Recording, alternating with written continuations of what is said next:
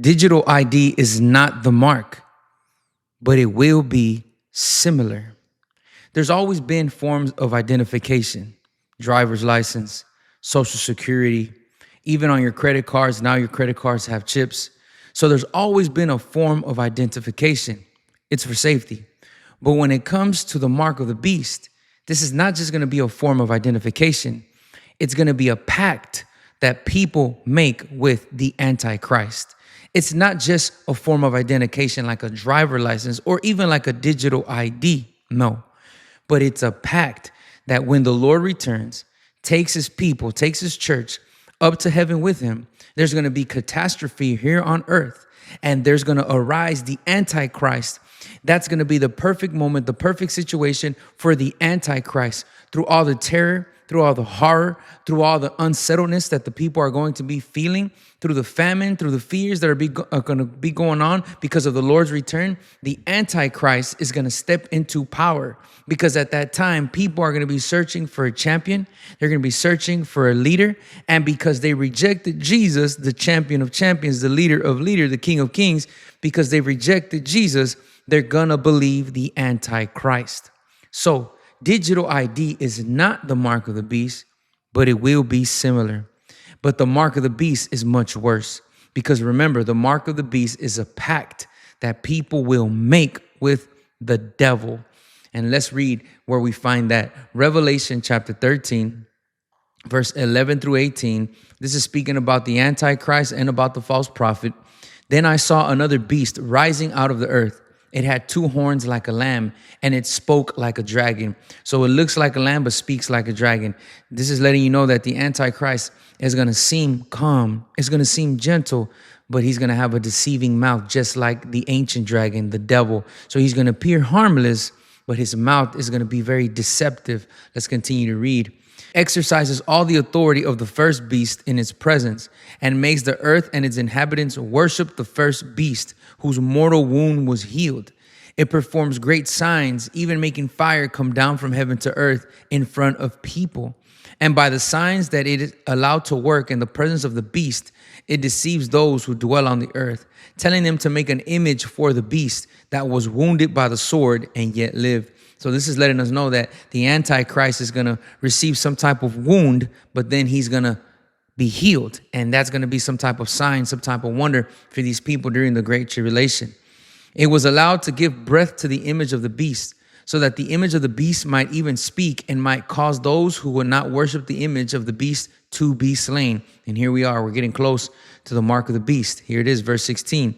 It causes all, both small and great, both rich and poor, both free and slave, to be marked on the right hand or the forehead, so that no one can buy or sell unless he has the mark, that is, the name of the beast or the number of its name.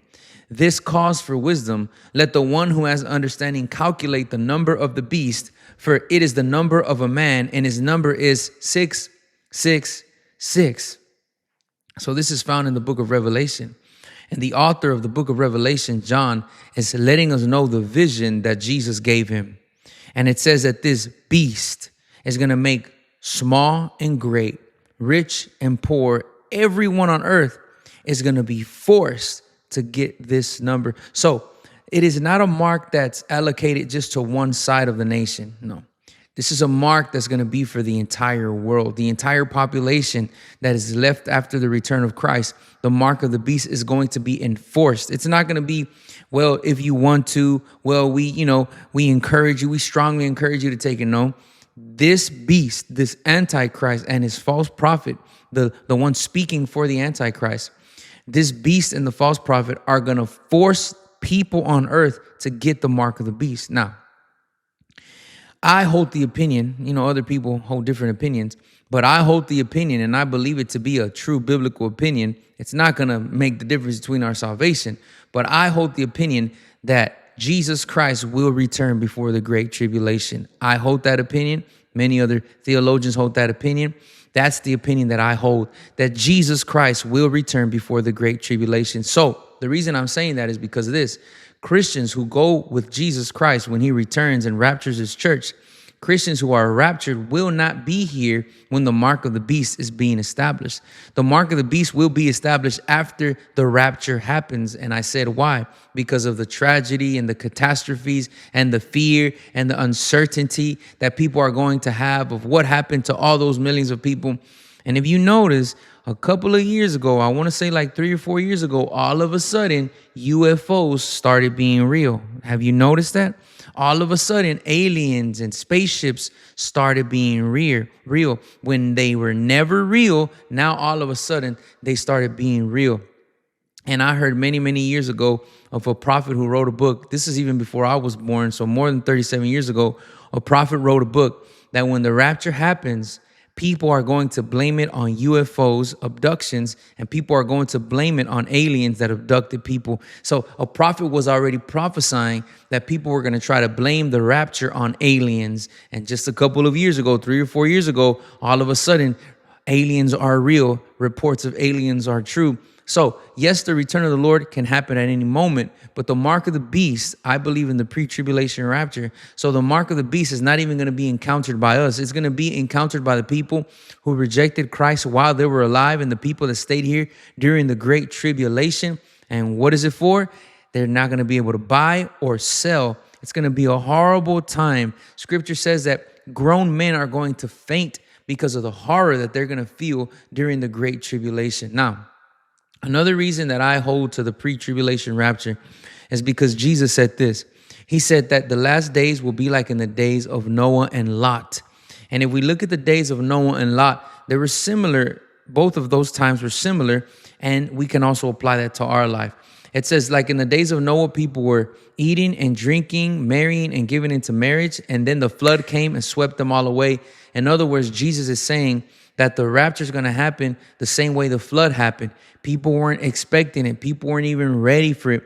And that's why I hold to the pre-tribulation belief and the pre-tribulation doctrine, because the return of Christ can be at any moment. But if we were to see the Antichrist and if we were to see the mark of the beast, then we will know, okay, the return of Christ is going to be within a couple of years, but we're not going to have that warning. And then he said it's going to be like in the days of Lot. People were buying and selling in the days of Lot, and then the fire came down from heaven and consumed them in Sodom and Gomorrah.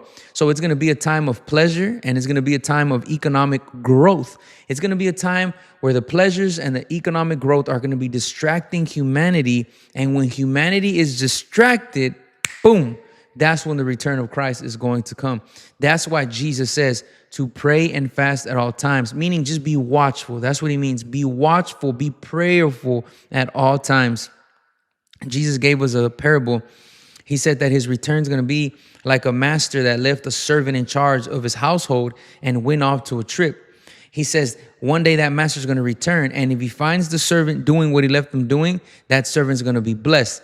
But if the master returns and finds that servant that said to himself, my master is delayed, and begins to eat and drink with the drunkards and beats his fellow servants, it says that he's going to cut him in pieces and throw him outside in that place of weeping and gnashing of teeth. I do believe that people who should go to heaven should go during the rapture to not be here during the great tribulation. I do believe that some of those people, just like that wicked servant, I believe that some of those people, because of their carnality and because of their spiritual laziness and because they started playing around with sin, rejecting the things of Christ, instead of them going during the rapture because they were being ready and they went in the rapture, I believe that many people who grew up in church and should have gone in the rapture, I believe that many of those people are going to stay, not because they weren't saved or not because they weren't filled with the Spirit, no, not at all, but because they chose to live a life of self-indulgence, because they chose to reject the ways of the Lord and they chose to live a life of carnality,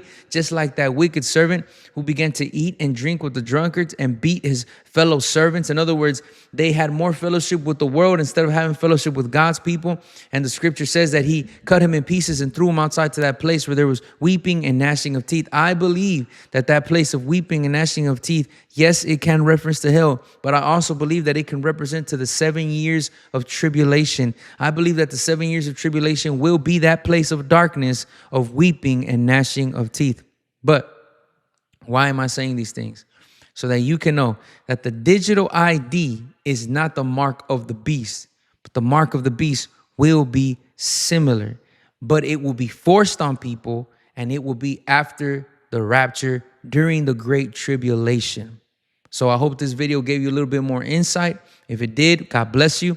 If you're not subscribed, subscribe. I post daily videos that I hope will inspire, motivate, and encourage you in your walk with Christ. If that's something you're interested in, make sure you subscribe right now and turn on those notifications so that you can be alerted every time I post a brand new video. And don't forget, for the month of October, Monday through Friday, I'm going to be posting a series, the last video of the day, called the October series, Unmasking Satan's Lies. So make sure you subscribe Monday through Friday, because we know that the month of October is a month where people who are practicing satanic things in the demonic realm, we know that the month of October is a month with people who practice satanic things and people who practice demonic things. The month of October is the month where they take it to another level, in other words. And it's a time when there's a lot of spiritual warfare. So this whole month of October, Monday through Friday, I'm going to be having an October series exposing the lies of the devil. So make sure you turn on your notifications so that you can be alerted every time I post one of those videos. Also, if you would like to show your appreciation for my channel, you can do so by giving a super thanks. It looks something like this. You can find it down there next to the share button, next to the like button. Anything you feel in your heart is a great blessing to my life. God bless you. Thank you in advance. And before you click off, make sure you watch this video, because I know that it's going to continue to be a great blessing to your life. Have a blessed day.